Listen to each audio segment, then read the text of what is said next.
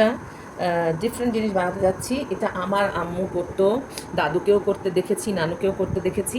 আমি first time করছি, এটা আমার বাবার খুব প্রিয়। আমি এটাকে বলা হয় গরম ভাতে মাছ রান্না করা।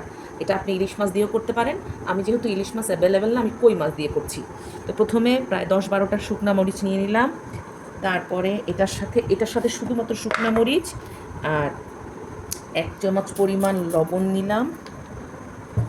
দেন বেশ কিছু ধনিয়া পাতা, বিলাতি ধনিয়া পাতা যেগুলোকে বলে, ওগুলো দিলে বেশ ভালো হয়। যেহেতু এটা হাতের কাছে নেই, আমি আমাদের দেশি ধনিয়া পাতাটাই দিচ্ছি। তারপরে হচ্ছে এটা স্বাদ মতো লবণ আপনারা দিবেন। আমার যেহেতু মাছ হচ্ছে 4টা, এই জন্য। এরপরে বেশ কিছুটা সরিষার তেল।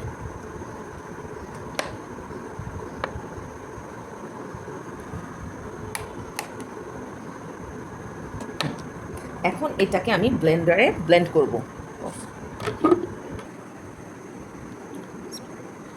এটাকে এখন ব্লেন্ড করে নিচ্ছি।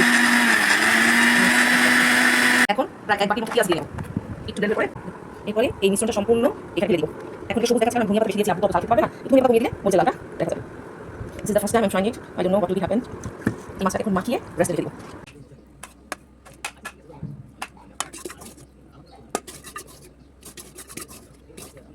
এখন হাতটাকে সেট করেছি, এখন এরকম একটা ঢাকনা দিয়ে ঢাকা দিব, দিয়ে এইভাবে নাড়াবো। আমি করবো আলাদা কেমন হয়েছে, ফিলিং টেন্স।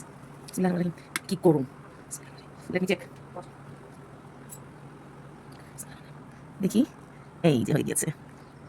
এই দেখেন মাছটা পুরো সিদ্ধ, বুঝছেন? পুরো সিদ্ধ হয়ে গেছে। স্মেল ঠিক আছে, এই যে পুরো মাছটা সিদ্ধ হয়ে গেছে। So it's ready to eat. Thank you.